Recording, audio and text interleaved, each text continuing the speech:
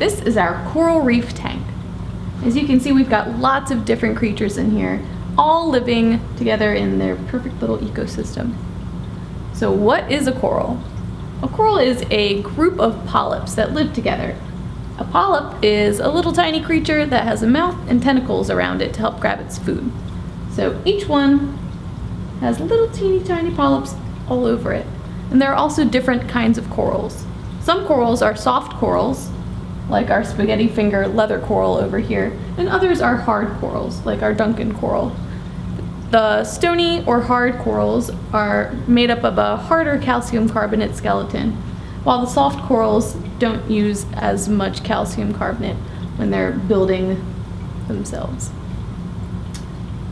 So coral also have a photosynthetic component to them. Inside of the coral, they have something called zooxanthellae, which is a plant that does photosynthesis, and the coral actually feeds off of the energy from the plant. So it's an algae inside of the coral.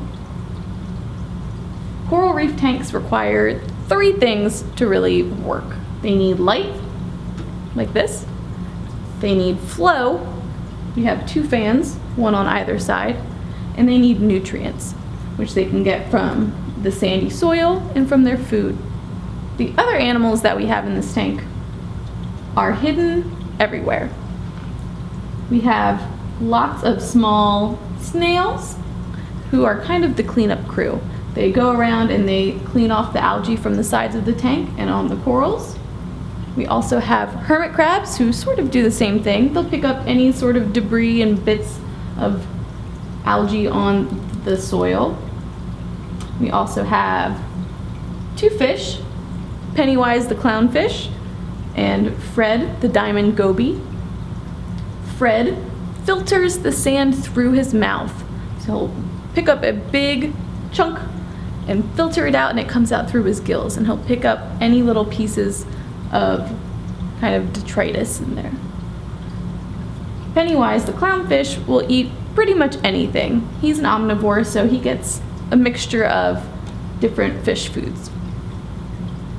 Over here we also have Pepe, our cleaner shrimp, and he looks sort of like a peppermint stick.